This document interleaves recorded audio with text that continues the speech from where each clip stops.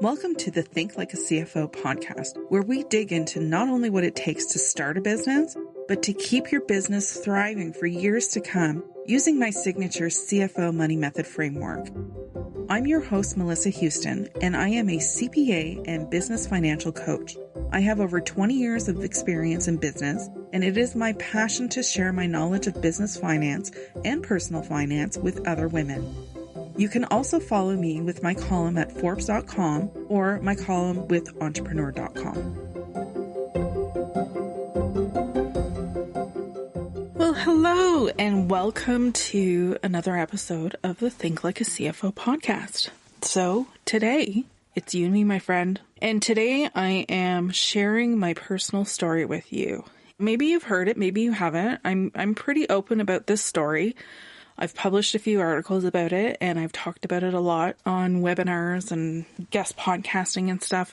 But it occurred to me that I had yet to share it with you, and you are my most important audience and listener. So I want to get real about some things and talk to you about my story. I'm a pretty private person and I'm not huge on sharing things, but I really find there's a lot of value in sharing my story because getting into debt is a very personal thing, and most people feel a lot of shame and embarrassment around carrying debt, or maybe, around their finances, and they don't really know how to manage their finances and stuff. And instead of asking for help, they just stew in that shame and embarrassment and feel bad, and the situation just worsens. So the reason why I decided to go public with my story and share it is because I know that if this happened to me, it'll happen to anybody. The debt levels have never been higher than they are today, and they keep increasing.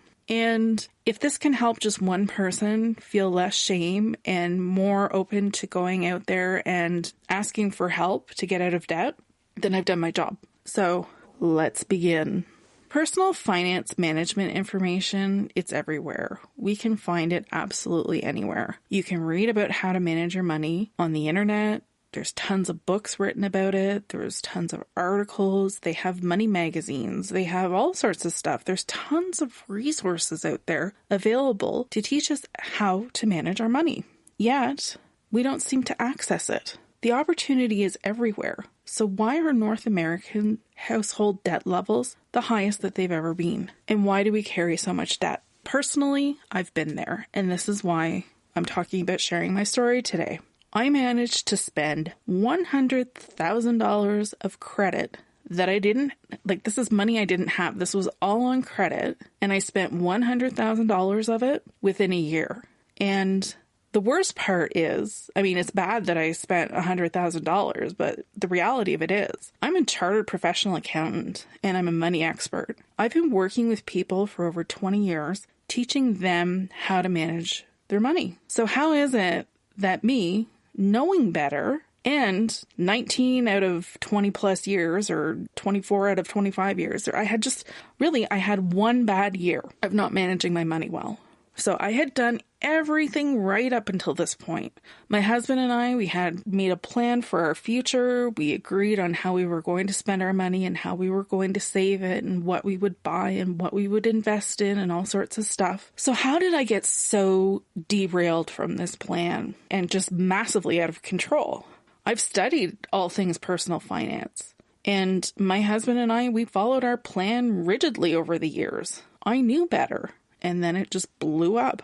It started slowly, where I would go on weekend shopping trips with the girls and buy stuff I didn't really need or want. And it felt good. It felt good to go away with the girls. It felt good to spend and get all this stuff that, to some certain level, it made me feel good. Whether it be for 15 minutes or a day, maybe a week, but it made me feel good. Didn't last long. I bought myself, those expensive purses and nice shoes and nice clothes and whatever. I was spending money. Then it blossomed into a full-blown spending spree from hell. Literally. And there were a bunch of baby steps in the middle. But building up to that year of just financial disaster, I was spending money on maybe, if I went away for the weekend, it would be $1,000 I'd spend. Or maybe $1,500 in a weekend. And then I started shopping online and buying some things, getting new stuff, shiny stuff, whatever. And then I got out of control and I hid $40,000 of this debt from my husband. Over time, I upgraded my spending habits. I started visiting sites like Pinterest, and I was thinking of beautiful, ridiculous ways to beautify my home because I pretty much, the clothing and the purses and the shoes thing kind of wore out. And I really wanted to beautify my surroundings. That's what I kept telling myself. I kept telling myself I worked so hard at a job that I earned really good money at. It was a good job. I was very lucky to have this job. And if you live in Ottawa, Canada, or you know what the government town is like, it was my golden ticket. I had a great job. But, something was lacking. And I felt the need to just constantly buy my way to what I was missing. And I would look at these Pinterest sites and look at these houses and these yards and feel like I had to keep up with that because I had to uphold that image. I would look at landscaping ideas and stuff. And then somehow in my head, I decided that we needed a swimming pool in our backyard. Not the best investment. I'm an accountant. I know that when you install a swimming pool in your backyard, it doesn't increase the value of your home and it limits potential buyers. But we weren't planning on moving or anything. At this point, we didn't have a cottage. We had been looking, but we couldn't find one. We'd spent years looking. So I said to him, there's no cottages out there for us. We should really get a swimming pool. Swimming pools are super expensive. And it was an in-ground pool and it was a large pool and we got the waterfall in it and all sorts of stuff. And then we had to do the landscaping around it, the interlock, replace the deck, do the shrubs, the blah, blah, blah. We got a shed, we got this, we got that. I mean, it just all added up. It was ridiculously expensive. And never mind that I had already managed to accumulate quite a bit of debt that I did not tell him about. So the pool thing wasn't the best idea that I had, but we did it. He followed me. He argued with me a bit on it. I was persistent. I was like, no, the kids will love it. And if you've ever done a renovation like that, you know that large dollars go into it and it doesn't add value to the house. It's absolutely a sunk cost. No pun intended. So I carried a lot of hidden debt and a lot of shame around it. So when this swimming pool was installed and everything was done, I remember looking at it and I'm like, yeah, it's beautiful. Yeah, I love it. But I didn't feel what I thought I would feel. I didn't feel any different. Everything was just the same. So I'm like, okay, what's next? What else am I going to beautify? I knew what I was doing was wrong. I knew it was risky behavior, financially risky, because I knew that $100,000 worth of credit that I just managed to plow my way through put us that much further behind our financial plan. I knew this debt was going to cost a lot of money and interest expense as well. I knew I was making mistakes, but I just kept going. And I don't know why. Or at the time, I didn't know why. It made me feel good at the moment. I would get a little jolt of excitement from it, a little high, and then it would be gone as quickly as it came. Then I was on to the next item that excited me. But the pool thing probably went a little bit too far, and it all came crashing down to an end when the credit ran out. I was no longer able to hide this debt from my husband. I was essentially outed, and did I feel awful? And this is how it went down. It was awful. I had told him we needed to go to the bank for some papers to sign and stuff, right? I didn't even have the courage to tell him exactly why we were going to the bank, but the reason was we had to move around some credit and pull out some investments to pay off some debt, and I hadn't given him a forewarning or anything. So, we met at the bank. He was done work. I was done work. We both went there, and essentially it was the woman that we were meeting with, our air quote financial advisor, who told him there's a lot of debt there. And he was like, what? So he knew about the pool. He knew that was going to be expensive. And yeah, that was $60,000 worth of debt. But he did not know about the other 40. So he was very disappointed in me. I will never forget the look on his face when I looked at him and he was just looking at me with pure disappointment. And that was my moment in time where I was like, I love this man so much. And he has never looked at me once like this through the 20 years of marriage that we've been together. It killed me. It really did. I just, if you knew my husband and he's super happy-go-lucky and he's always looking at the positive, that pure disappointment in his eyes was enough to just jolt me right out of my stupidity. Because the credit ran out, it all came crashing down. I was no longer able to hide it. I was essentially outed and I felt awful. When my husband looked at me with that sheer disappointment in his eyes, I knew I never wanted him to look at me that way again. I knew I had to make things right. But it wasn't over. I had to be sure I never did anything like this again. I knew that. So I had to find answers because I knew what I was doing when I was doing it. But I did not know why I continued to do it, even though I knew I shouldn't be doing it. And I had to understand why. Even though I knew it was all a mistake, why did I continue to behave like that?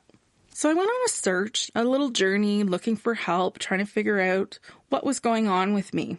I tried a lot of different things. I really thought it had something to do with the fact that I had put on weight and I just wasn't happy with myself. I honestly can say that that was my original idea. This must be why I'm doing it. Because I don't feel good in my body, so I must be doing it in other ways to make myself happy. So after trying many different things, I met a health coach. She offered me a chance to work with her, and it was a freebie thing, and I signed up as a last resort because I thought, what the hell? I've got nothing to lose. This probably won't work, just like every other program I've done. It won't work. But I thought, okay, I've got nothing to lose, so I'm signing up. And I had no idea what I was getting into. I thought it was another, diet and exercise program. And I knew this coach because she was my spinning instructor, and she just happened to have signed up for a program to become a health coach, and she needed a couple of clients, free trial clients to learn from. So I was like all in because I had a lot of admiration for her, and I took it seriously because I had so much respect for her. So I showed up every week for this coaching call that we had. So I quickly realized that this was not a typical diet and exercise program. This was coaching, and shit was getting real. Okay, I had never worked with a coach before, so I didn't even know what to expect. So I started learning about how my feelings were affecting my behavior. And I quickly realized and became very aware that my excessive spending wasn't about the money, and it wasn't about the weight. It was these underlying feelings that were driving me to overspend. I felt the need to overcompensate for things I didn't feel good about, and I wasn't equipped to deal with. So this was really surprising to me. I had often wondered if I was unhappy, but I had always considered myself to be a happy person. Okay? I loved my husband. We've had a great relationship over our 20 plus years of marriage and being together. We have 2 great teenagers. I have an excellent job, had great friends. Nothing seemed to be off, yet it was really, really off for me. I just did not feel fulfilled. As I worked with my coach, we started peeling back the layers. There was a couple of life events that were going on that were challenging me, and we explored them. And as we dug further, anybody who's been through coaching knows that it's just digging and digging and digging, right? So much to my surprise, after months of peeling back the layers, actually, I shouldn't even say months. It was like maybe 8 weeks. It came to the fact that I wasn't living my true purpose. I always hear, make sure you're living your purpose and stuff like that. And I always wondered, what's my purpose? I don't know what my purpose is. But over the years, I always had this strong desire to become an entrepreneur. And I was very held back. I had tried it once. I had built a website. I think it was back in 2012. Built a website and basically put my, okay, I'm up for business sign out there, and nothing. It was crickets. And I didn't know what else to do. And this was really before social media had started. Well, it started, but it hadn't blown up yet and stuff, right? And I didn't know how to become an entrepreneur. I just knew what I wanted to do to become an entrepreneur. I always wanted to be a money coach. My first career move was being a social worker. So I had done that for a few years, but I realized when I was being a social worker, if I wanted to have a family, first of all, I would be emotionally spent at work all day helping others, that I'd have nothing left to give my family at the end of the day. And I didn't want that. And I also wanted an occupation that would make me more money because, the honest to God truth is I do like to live a nice lifestyle. So I knew I had to work hard for it. So then I became an accountant. Don't ask me why. I have no idea. Maybe it's because my older sister was one. I don't know. Seemed like a good profession to get into. So I pursued my CPA, and that consumed me for a few years. And I got my CPA when my second was born when I received it. And I was working full time and raising 2 children. Life was busy. So when I did open that business, I didn't really know what to do, and it just wasn't a success and it didn't fly. But I always had that feeling of like, okay, there's more out there. You should be doing more. You should be doing more. But I kept ignoring it. And it never really felt like the right time, or I had no idea how to start a business, or I had extreme fear of what if I failed? I had a list of excuses that went on and on. It was a feeling that surfaced for me and surfaced strongly for years, but I tried to ignore it and suppress it until I started working with my coach. I realized, oh my God, that's what I've been missing. That's exactly what I want to do.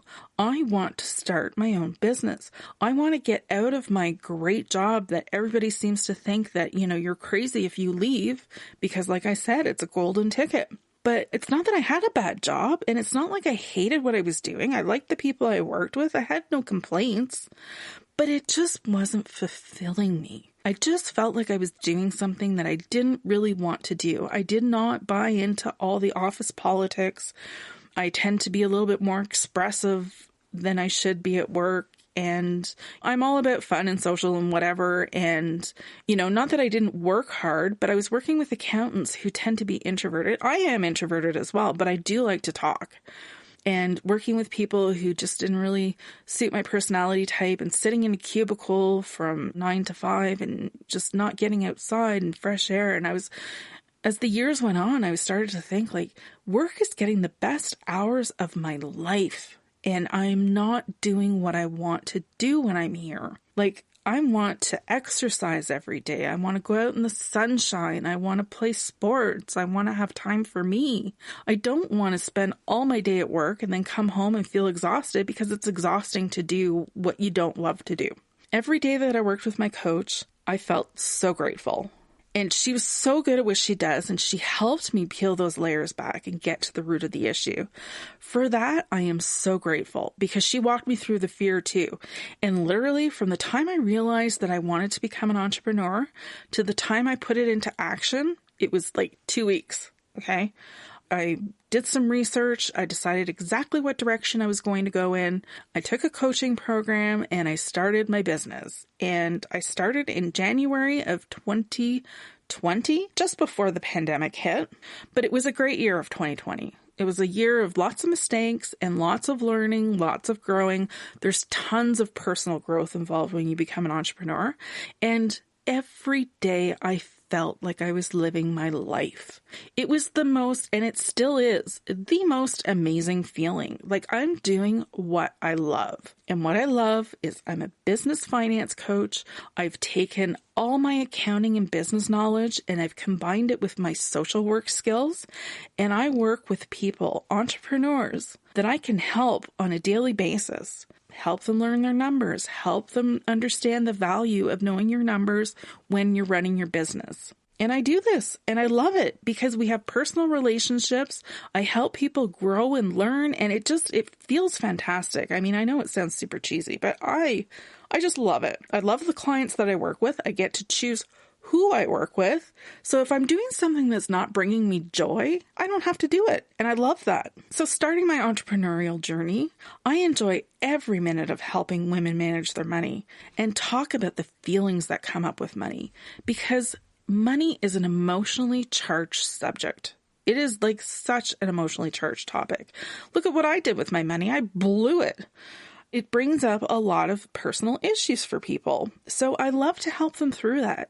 I feel that the mistake that I made makes me more qualified to help other people understand their relationship with money. I've not worked with a client yet who didn't have a deep-seated emotions around money and their relationship with money. We work through those emotions, every single one of them, because it's important to take control of your financial situation.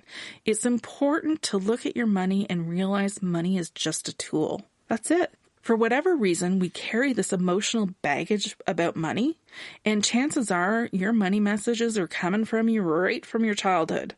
You probably have messages coming at you about money that you weren't even aware of. I know I did. And it's possible to have a positive relationship with money. When you strip away all the emotions around money, you'll see it's a tool. It's a currency that we use to exchange goods and services. Yet all of us have so many emotions tied to it, and that's okay.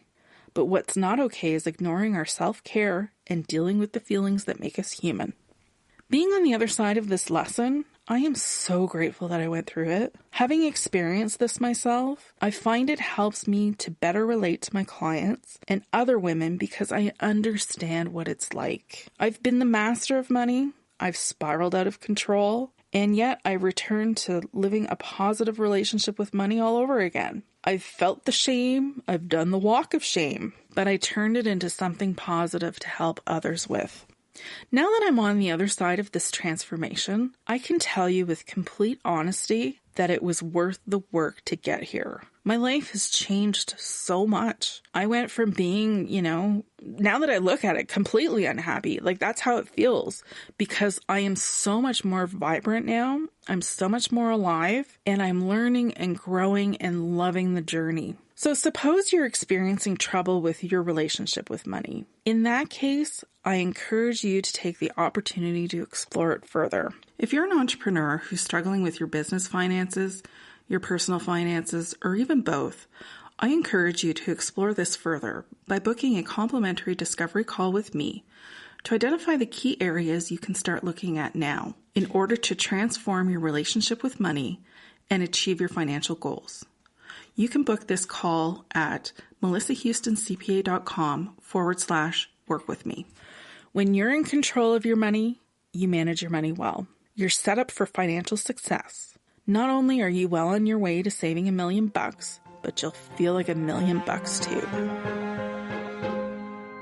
Thanks for listening to the Think Like a CFO podcast with Melissa Houston, CPA. If you've enjoyed this episode, leave us a review. Your ratings and reviews help more people like you find our podcast. Don't forget to hit subscribe and share this episode with someone you think would love it. Until next time, I'm Melissa Houston, and remember, nobody will ever care about your business as much as you do. So never give your financial power away.